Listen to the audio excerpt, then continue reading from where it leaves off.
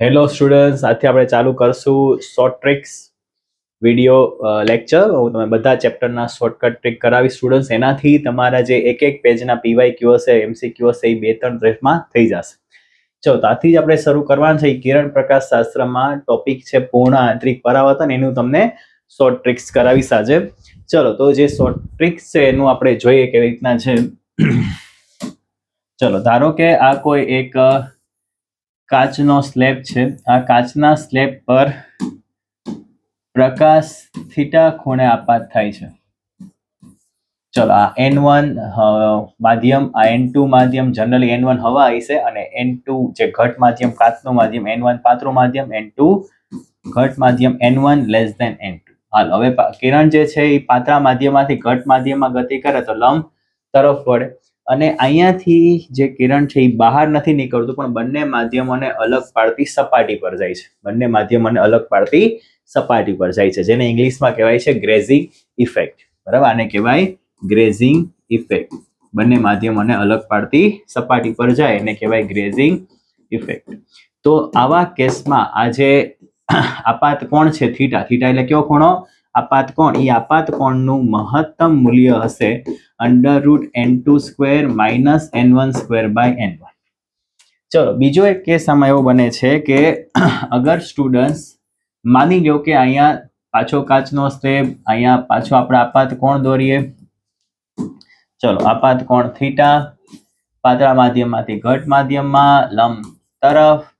હવે અહીંયા પ્રકાશ બારે જવાના બદલે એ જ માધ્યમમાં પાછો ફરે છે, કાચના માધ્યમમાં, જેને કહેવાય પૂર્ણ આંતરિક પરાવર્તન. જેને કહેવાય પૂર્ણ આંતરિક પરાવર્તન. તો આવા કેસમાં થીટા હશે, આપાત કોણ થીટા હશે લેસ ધેન સાઇન ઇનવર્સ.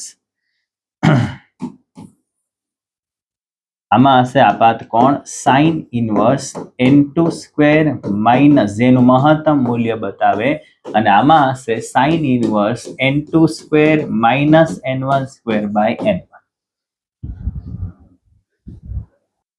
ચલો, તો અગર કિરણ બંને માધ્યમ આપાત કોણ થીટા, આમાં આપાત કોણ થીટા, કિરણ બંને માધ્યમોને અલગ પાડતી સપાટી પર આગળ વધે તો થીટાનું મહત્તમ મૂલ્ય આ હશે. આમાં અગર થીટા મહત્તમ કરતા થોડોક ઓછો હશે, આના કરતા થોડો ઓછો હશે, તો થઈ જશે પૂર્ણ આંતરિક પરાવર્તન. પણ સ્ટુડન્ટ્સ, આ બે કિંમતમાં આટલો બધો તફાવત નથી. અગર આમાં 30 હોય તો આ હશે, આ 30 ડિગ્રી હશે તો આ હશે 29.5, આ 30 ડિગ્રી હોય તો આ 29.8. બહુ તફાવત છે નહીં. અગર થીટા મહત્તમ આટલો હશે, થીટાનું મહત્તમ કિંમત આટલી હશે, તો ગ્રેઝિંગ ઇફેક્ટ થાય, કિરણ બંને માધ્યમોને અલગ પાડતી સપાટી પર આગળ વધે. અગર એ જ માધ્યમમાં પાછો આવી જાય તેને કહેવાય પૂર્ણ આંતરિક પરાવર્તન. એમાં થીટાનું મૂલ્ય આના કરતા થોડું ઓછું. બેમાં થીટા છે આપાત કોણ. હવે સ્ટુડન્ટ્સ, આ જે શોર્ટ ટ્રિક છે આનાથી તમારા 8 થી 10 પીવાયક્યુ થઈ જશે JEE નીટના. ચલો, તો પહેલા આપણે ક્વેશ્ચન શરૂ કરીએ, અને આ એની સાબિતી છે સ્ટુડન્ટ્સ. તમારે એકવાર જોઈ તો જોઈ લેજો, એની સાબિતી છે. હાલો, હવે જોઈએ સ્ટુડન્ટ્સ, આનો આપણે પહેલો ક્વેશ્ચન જોઈએ. ચલો, તો N1 છે 1, 1 નો વક્રી ભવનાક 1, N2 1.25, એટલે આપણે 5/4 લઈ લેશું. ચલો, પાતળા માધ્યમમાંથી ઘટ માધ્યમમાં ક્યાં જાય છે? લંબ તરફ. અને અહીંયા જુઓ સ્ટુડન્ટ્સ, બંને માધ્યમોને અલગ પાડતી સપાટી પર આગળ વધે, જેને આપણે કીધું હતું ગ્રેઝિંગ ઇફેક્ટ. ચલો, તો હવે આપણે ગોતવાનું છે ગ્રેઝિંગ ઇફેક્ટ હોય ત્યારે તમારું આપણે વાત થઈ હતી આપાત કોણ શું હોય, મહત્તમ, એનું મૂલ્ય ગોતવાનું છે. શું હતું સૂત્ર? તો કે થીટા બરાબર, ચલો 2 મિનિટમાં તમારો આન્સર આવશે. થીટાનું મહત્તમ કિંમત sine inverse √n2² - n1² / n1. તો સાઇન ઇનવર્સ n2 છે 5/4, એનો વર્ગ એટલે 25/16. તો લસા લ્યો તો સાઇન ઇનવર્સ 9/16. તો જવાબ આવી જશે સાઇન ઇનવર્સ 3/4. ચલો, ક્લિયર થયું? ચલો, બહુ ઇઝી ક્વેશ્ચન. નેક્સ્ટ જે છે પાછો એક પીવાયક્યુ લઈએ. ચલો, હવે જે પીવાયક્યુ છે જોયો સ્ટુડન્ટ્સ, આ 3 વાર આવેલો છે. JEE મેન, AIPMT, એમ્સ 3 વાર આવેલો છે આ એક જ ક્વેશ્ચન. આકૃતિમાં દર્શાવ્યા મુજબ પ્રકાશનું એક કિરણ કાચના ચોસલા પર આપાત થાય છે, અને જો એ ઊભી સપાટી પર પૂર્ણ આંતરિક પરાવર્તન થતું હોય તો કાચનો વક્રી ભવનાક કેટલો? ચલો, શું થાય છે અહીંયાથી શું થાય છે? પૂર્ણ આંતરિક પરાવર્તન. શું ગોતવાનું છે તમારે? કાચનો વક્રી ભવનાક કેટલો? તો શું હતું સૂત્ર? થીટા બરાબર sine inverse n2² - n1² / n1.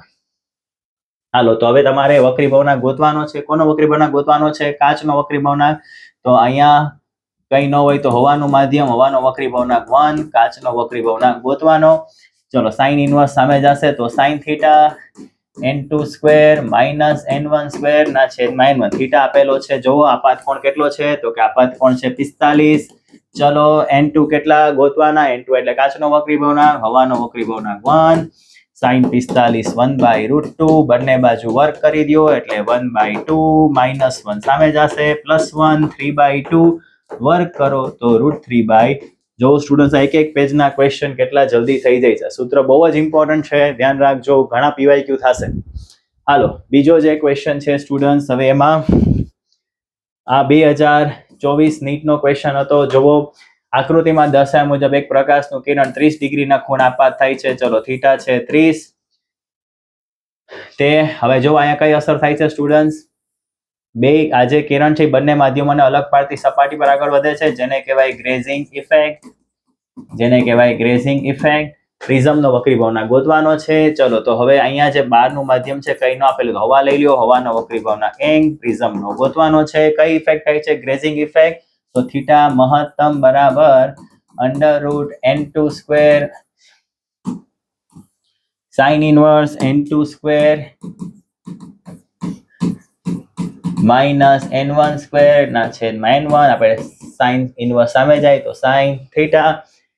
ચલો √n2 square minus n1 square by n1. તમે જાતે ટ્રાય કરજો વિડીયો પોઝ કરીને. થીટા કેટલું છે આપણી પાસે અહીંયા તો કે થીટા છે 30. ચલો થીટા છે 30, n2 ગોતવાનું, n1 1, હવાનો વક્રી ભવનાંક આ 1/2 માઇનસ વર્ગમૂળ સામે જઈએ તો વર્ગ 1/4. ચલો તો n સ્ક્વેર -1 બરાબર 1/4 + 1 એટલે -1 સામે જશે +1, 1 + 1/4 5/4, વર્ગમૂળ લ્યો તો √5/2.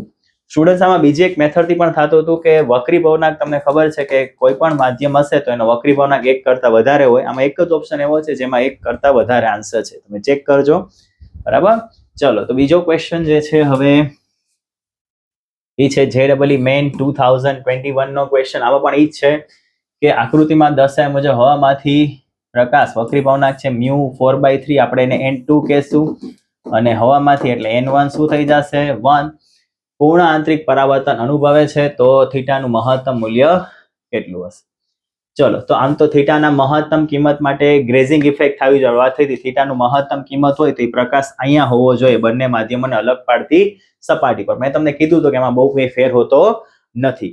બરાબર. થીટાના મહત્તમ મૂલ્ય માટે ક્યાં હોય કિરણ, બંને માધ્યમોને અલગ પાડતી સપાટી પર. એનાથી થોડોક ઓછો હોય તો શું થઈ જાય, પૂર્ણ આંતરિક પરાવર્તન. એમાં બહુ કંઈ ફેર નથી કિંમતમાં સ્ટુડન્ટ્સ, પોઈન્ટનો જ ફેર હોય છે.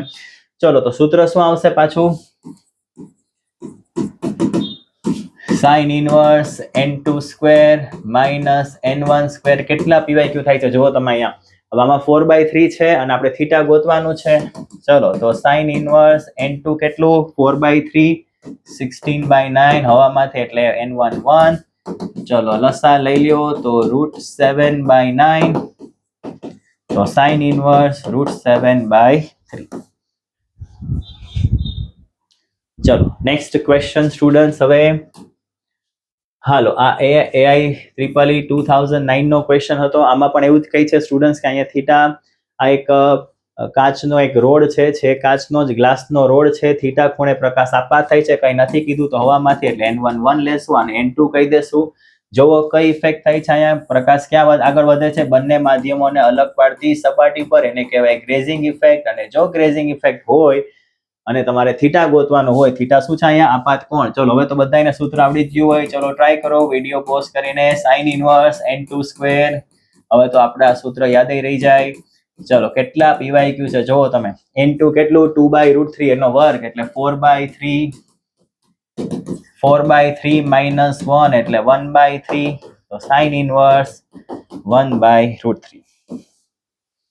હાલો તો કયો આપણો ઓપ્શન આવશે ડી, સાઇન ઇનવર્સ 1/√3. ચલો સ્ટુડન્ટ્સ આવી જ રીતના અહીંયા બે ક્વેશ્ચન આપેલા છે. બે ક્વેશ્ચન તમારે જાતે ટ્રાય કરવાની છે. આ એક AIPMD 2015 નો, આ 2019 નો. ચલો નેક્સ્ટ શોર્ટકટ ટ્રિક સાથે પાછા જલ્દી મળીએ છીએ students. Please share and subscribe my YouTube channel. Thank you.